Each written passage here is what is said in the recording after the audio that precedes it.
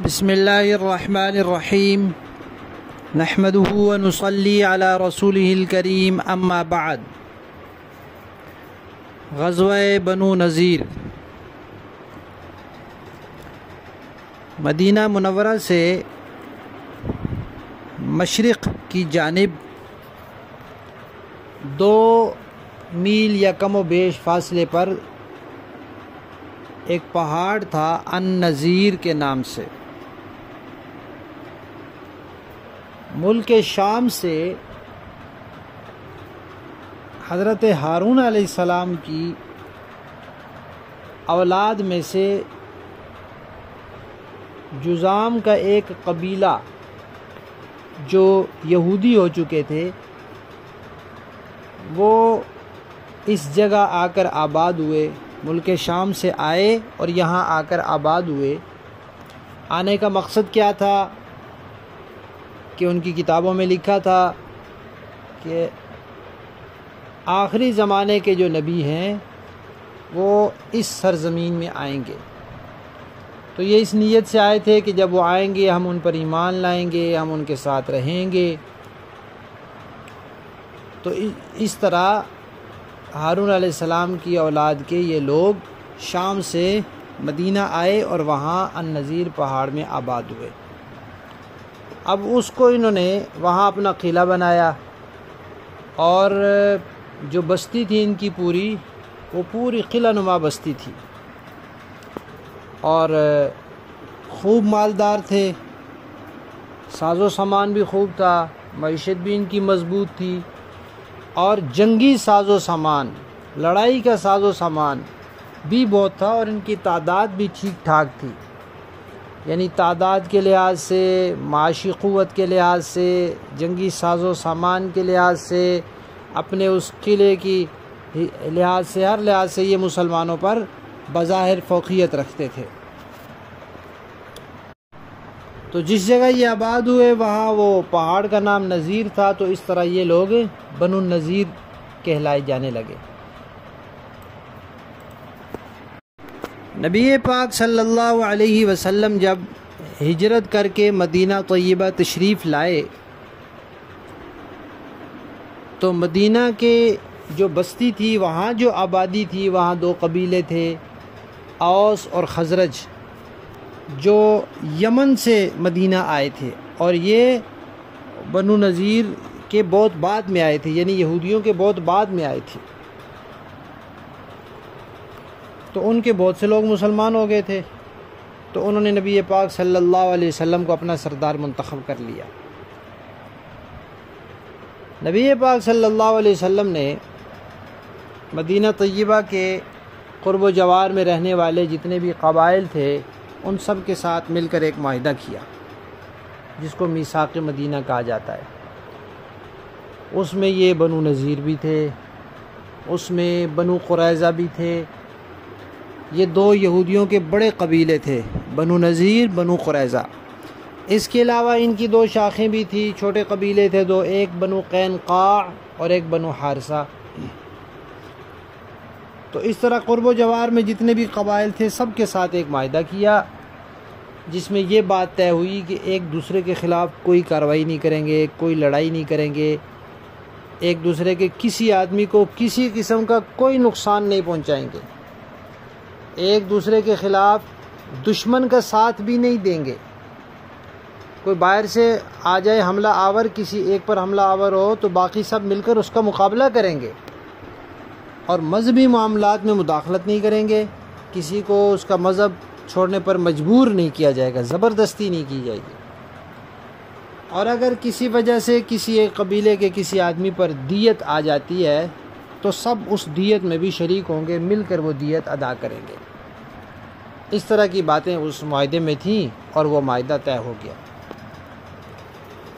اب اس معاہدے میں جو شریک تھے ان میں سب سے پہلے یہودیوں کے ایک چھوٹے قبیلے بنو قینقاع نے اس معاہدے کو توڑا۔ کب توڑا؟ جب سال گزرنے کے بعد غزوہ بدر پیش آیا، قریش مکہ کے بڑے بڑے سردار مارے گئے، مسلمانوں کو بڑی واضح فتح نصیب ہوئی، تو ان یہودیوں کے دل میں جو دشمنی تھی اسلام کی، مسلمانوں کی، نبی پاک کی، قرآن کی، اور جو بغض اور حسد تھا، جو جلن تھی، وہ اور تیز ہو گئی۔ تو انہوں نے جا کے مکہ والوں سے ساز باز کی اور ان کے اتحادی بن گئے۔ اب نبی پاک صلی اللہ علیہ وسلم کو علم ہوا تو آپ تشریف لے گئے اور وہاں جا کر دعوت بھی دی، اپنی رسالت کی بھی، اور اللہ کے عذاب سے بھی ان کو ڈرایا۔ تو اس بات پر وہ غصے میں آ گئے، مشتعل ہو گئے اور کہنے لگے کہ آپ کیا سمجھتے ہیں کہ مکہ کے جو لوگ تھے، جو کسی نہ لڑائی جانتے ہیں نہ کسی چیز کا ان کو پتہ ہے، ان کو آپ نے شکست دے دیا، تو اب آپ سمجھنے لگ گئے ہیں کہ ہر کسی پر آپ حاوی ہو گئے ہیں، ہمارے ساتھ کبھی آپ کی لڑائی ہوئی نا تو آپ کو پتہ چل جائے گا۔ اب اس طرح کی باتیں انہوں نے کی تو یہ کھلم کھلا عہد شکنی تھی، معاہدے کی خلاف ورزی تھی۔ خلاف ورزی بھی پہلے خود کر کے آئے، مکہ والوں سے ساز باز کی، حالانکہ معاہدے میں یہ طے تھا کہ دشمن کی مدد نہیں کریں گے، اور پھر یہ اس طرح کی باتیں بھی کی۔ کچھ دن بعد ایک واقعہ پیش آیا کہ ایک مسلمان خاتون یہودیوں کے اس محلے میں گئیں دودھ فروخت کرنے کے لیے، یا وہاں ان کا صرافہ بازار تھا، وہاں سے کچھ خریدنے کے لیے، کیونکہ معاملات تو چل رہے تھے۔ تو وہاں ایک خبیث یہودی تھا، اس نے ان کے کپڑا کھینچا، بے لباس کرنے کی کوشش کی۔ تو ایک مسلمان وہاں موجود تھے، ان کو طیش آیا، انہوں نے تلوار لے کر اس یہودی کا سر قلم کر دیا۔ وہاں جو یہودی تھے انہوں نے ان مسلمان کو، صحابی کو شہید کر دیا۔ نبی پاک صلی اللہ علیہ وسلم کو معلوم ہوا تو آپ تشریف لے گئے اور جا کر ان سے کہا کہ معاہدے کی خلاف ورزی تمہاری طرف سے ہوئی اور یہ شرارت بھی تم لوگوں نے کی، تو تم اس کے ذمہ دار ہو۔ تو وہ ہتھے سے اکھڑ گئے اور اپنے قلعوں میں بند ہو گئے اور کہا کہ ہم لڑائی کریں گے۔ نبی پاک صلی اللہ علیہ وسلم نے ان کے قلعوں کا محاصرہ کر لیا۔ 15 دن تک وہ بند رہے، اب نہ باہر جا سکتے تھے، نہ باہر سے کوئی اندر آ سکتا تھا، نہ سامان آ سکتا تھا، تو مجبور ہو گئے۔ اب جب باہر نکلے تو نبی پاک صلی اللہ علیہ وسلم نے فرمایا کہ ان سب کو باندھ دو، جیسے باندھا جاتا ہے قیدیوں کو، باندھ دیا گیا۔ تو اب مدینہ کے جو منافقین تھے ان کا سردار تھا عبداللہ بن ابی بن سلول، اس کو یہ ہوا کہ ان کو قتل کیا جائے گا، کیونکہ انہوں نے بہت سخت معاہدے کی خلاف ورزیاں کی تھی اور بغاوت کی تھی اور دشمنوں کے ساتھ ساز باز بھی کی اور حضور کو دھمکیاں بھی دی، اور پھر ایک مسلمان خاتون کی عصمت کو بے لباس کرنے کی کوشش بھی کی۔ تو اس نے آ کر سفارش کی کہ ان کو قتل نہ کیا جائے، اور اتنی زیادہ اس نے منت سماجت کی کر کر کے تو حضور نے کہا اچھا ٹھیک ہے، ان کو ہم چھوڑ دیتے ہیں، کہ یہاں سے چلے جائیں، کوئی ساز و سامان نہیں لے کے جا سکتے، نہ اسلحہ نہ پیسہ نہ کوئی چیز، بس یہاں سے خود اپنی جان بچا کے چلے جائیں۔ تو یہ 2 ہجری کا سال تھا، شوال کا مہینہ تھا۔ اس وقت یہ لوگ وہاں سے نکلے اور شام کے سرحد پر ایک علاقہ ہے ادرعات، وہاں جا کر یہ لوگ آباد ہو گئے۔ تو اس طرح مدینہ سے یہودیوں کا ایک قبیلہ بنو قینقاع نکل گیا۔ مسلمانوں کو اللہ تعالیٰ نے جو فتح نصیب فرمائی تھی بدر میں، وہ یہودیوں کے کسی قبیلے سے ہضم نہیں ہو رہی تھی۔ بڑا ان کا جو قبیلہ ایک بنو نذیر تھا، اس کا سردار تھا کعب بن اشرف۔ اس نے جب یہ بات سنی اس کو یقین نہیں آیا کہ ان مسلمانوں نے قریش کے اتنے بڑے بڑے سردار مار دیے جو عرب کے بڑے مشہور تھے۔ جب اس کو مسلسل خبریں ملی اور یقین ہو گیا کہ واقعی وہ سارے مارے گئے ہیں، تو اس نے کہا کہ اس ذلت سے تو مر جانا بہتر ہے۔ اور وہ شاعر تھا، بڑے اشعار کہتا تھا، تو وہ 40 آدمیوں کو لے کر اپنے ساتھ مکہ چلا گیا اور وہاں جا کر ان سے تعزیت بھی کی اور اشعار پڑھ پڑھ کے ان کو انتقام کے لیے برانگیختہ کیا، ابھارا کہ تمہارے اتنے سردار مارے گئے ہیں، اٹھو بدلہ لو، انتقام لو، مٹا دو مسلمانوں کو، ختم کر دو۔ اب یہ سب معاہدے کی خلاف ورزی تھی، کیونکہ میثاق مدینہ میں یہ معاہدہ ہو چکا تھا کہ دشمن کے ساتھ کوئی مدد نہیں کریں گے، ایک دوسرے کو کوئی نقصان نہیں پہنچائیں گے۔ تو یہ اس نے ان کو ابھارا اور پھر کہا کہ جب آؤ گے مدینہ مسلمانوں کے خلاف لڑنے تو ہم تمہاری مدد کریں گے۔ پھر واپس آ کر اس نے نبی پاک صلی اللہ علیہ وسلم کی شان میں توہین کی اور اشعار کہے، اور پھر مسلمان خواتین کے بارے میں بھی اس نے اشعار کہنے شروع کیے، جس سے مسلمانوں کو بہت غصہ آیا۔ اب نبی پاک صلی اللہ علیہ وسلم نہیں چاہتے تھے کہ ان کے ساتھ جنگ چھیڑی جائے، لیکن اتنے خبیث اور شرارتی لوگوں کو چھوڑنا بھی ٹھیک نہیں تھا۔ تو آپ صلی اللہ علیہ وسلم نے ایک دن فرمایا کہ کعب بن اشرف سے کون نمٹے گا؟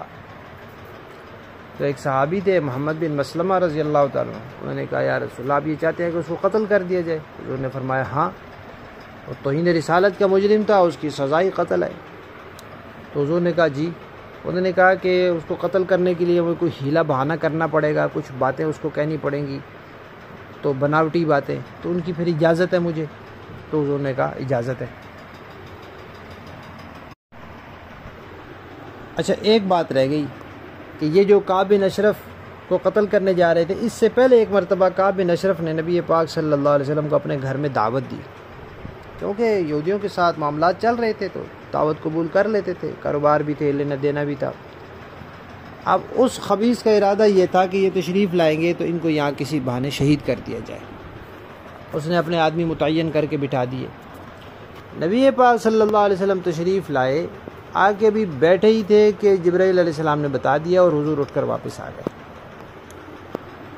اس کے بعد حضور نے پھر یہ ارشاد فرمایا کہ کعب بن اشرف سے کون نمٹے گا۔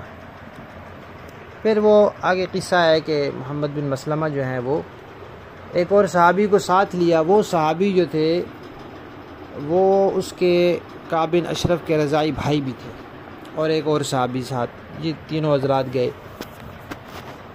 اب اس کو کہا کہ بھئی دیکھو یہ جس بندے کا ہم نے کلمہ پڑھا ہے یہ ہم سے صدقہ مانگتے ہیں، زکوٰۃ مانگتے ہیں، تو اب ہمارے لیے بڑی مشکل ہوگی ہے، پیسے ہیں نہیں، تو کچھ قرضہ لینے آئے ہیں آپ سے۔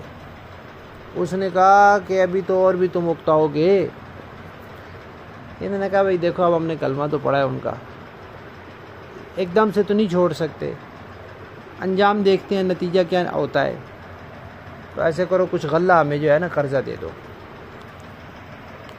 اس نے کہا کہ بھئی کوئی رہن رکھواؤ، ہمارے یہاں طریقہ ہے جو قرضہ دیتا ہے وہ رہن میں کوئی چیز رکھتا ہے۔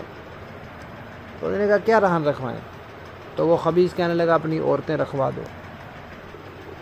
انہوں نے کہا بھئی دیکھو ایک تو یہ غیرت کے خلاف ہے، دوسرا تم اتنے خوبصورت ہو، اتنے حسین جمیل ہو کہ ہماری عورتیں فتنے میں مبتلا ہو جائیں گی۔ اس نے کہا اچھا ایسے کرو اپنے بچوں کو رکھوا دو۔ انہوں نے کہا بھئی دیکھو لوگ ہمارے بچوں کو تانے دیں گے کہ اتنے تھوڑے سے غلے کے لیے یہ ان کو لوگوں نے رہن رکھوا دیا تھا، ان کی حیثیت ہی نہیں، ٹکے کی حیثیت نہیں ہے۔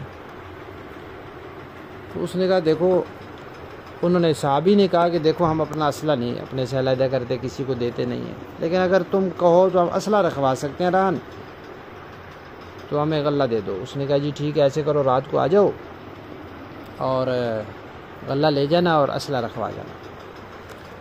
اب رات کو وہ آ گئے، اور جب وہ باہر نکلا تو اس نے خوشبو لگائی ہوئی تھی، تو انہوں نے اس سے کہا بھئی یہ کیسی خوشبو ہے، ایسی تو کبھی نہیں سونگھی۔